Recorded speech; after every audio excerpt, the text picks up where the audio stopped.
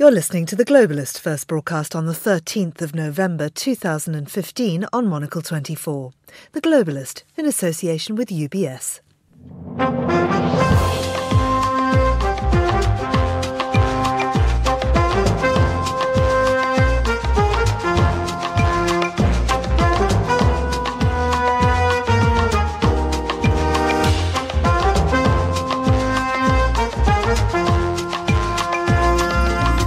Hello and welcome to The Globalist on Monacle 24, live from Studio 1 at Midori House in London, with me, Georgina Godwin. In today's episode of our series about robots, we ask, how do you make a moral machine?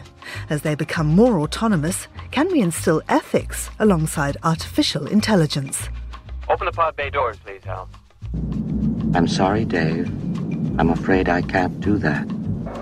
What are you talking about, Hal? This mission is too important for me to allow you to jeopardize it.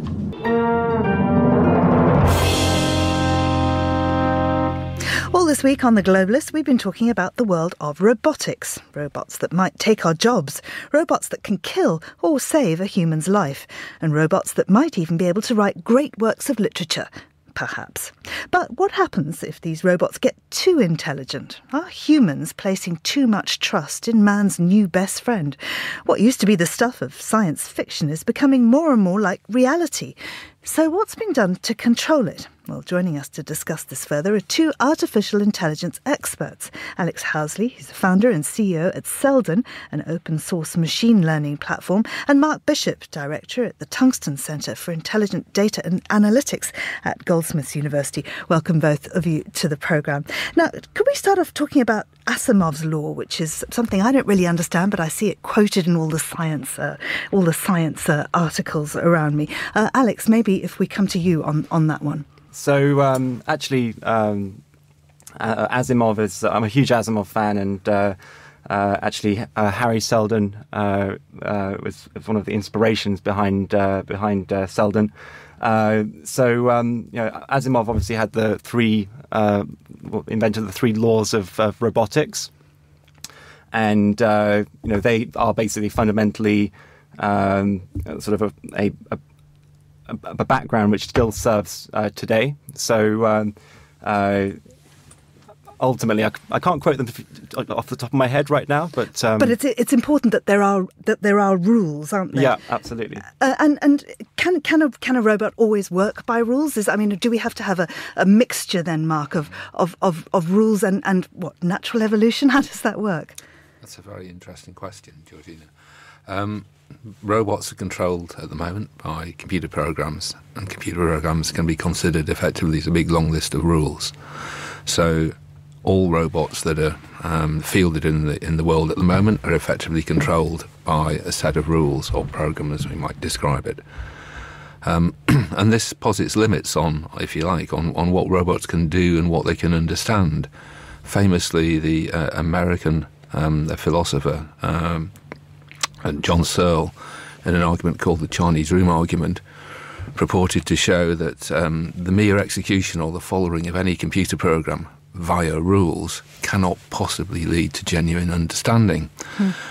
So you might have a computer that, for example, that's been programmed to respond to questions, in Searle's case, famously in Chinese, and it might, if it's been programmed well, give answers that are indistinguishable from those a native Chinese person might give.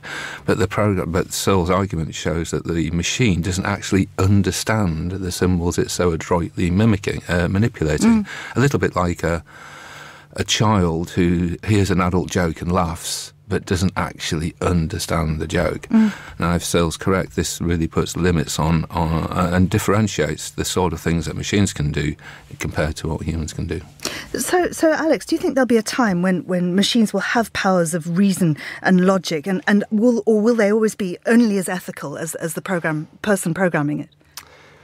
We're definitely getting to a point where machines will be able to help make strategic decisions. We're seeing over time through some of the sort of earlier breakthroughs with things like Deep Blue, moving on, towards a better understanding of things like natural language processing. 2011, obviously Watson defeated a Jeopardy champion. And it's funny that actually there was like an ancient Japanese board game, Go, seems to be the next sort of milestone that it seems like DeepMind will demonstrate some like superhuman capabilities, which does draw a parallel with some of the sort of more nuanced strategic decision making that happens in sort of international relations and that kind of thing. Mark, if we could just go back to you and talk about ethics specifically and building an ethical robot. Is there an algorithm for right and wrong? It's an interesting question. I used to be the chair of the UK Society for Artificial Intelligence and the Simulation of Behaviour, the AISB, which is the oldest such society in the world.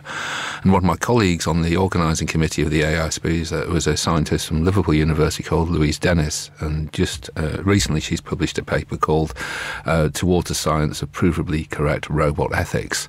So it would seem there's a prima facie case for saying that, yes, we can have machines that can decide right or wrong in a provably correct way. But when you sort of unpick what's actually going on, that's all set against a set of human delineated constraints. So given these set of background assumptions, Louise's work shows we can get provably correct results, ethically viable results on right or wrong decisions, if you like, but that's in some particular context that we've already delineated. So I'd say that's very different from a human coming to a situation and looking at it with all the nuances that human understanding brings to a particular context. Yeah. How important is it, Alex, for society to trust and accept robots? Well, I think there are already robots in society. They don't all look like Terminators. They are helping, obviously, to streamline manufacturing processes, to improve the throughput of agriculture and farming, obviously, and one could argue that effectively our smartphones are robots in some form or another. They don't have arms and legs, but they have eyes and ears, and they're one of the massive trends that we see in AI generally is around personal assistance, and obviously things like Siri obviously are now baked into iPhones, and I think actually the very concept of sort of dragging a robot around with you on the tube in the morning would cause more problems than the status quo. Can I kick in here? Because it isn't obvious to me that a phone has anything akin to eyes or ears. At the heart of any smartphone is a microprocessor, and that microprocessor is manipulating voltage levels at the very lowest level.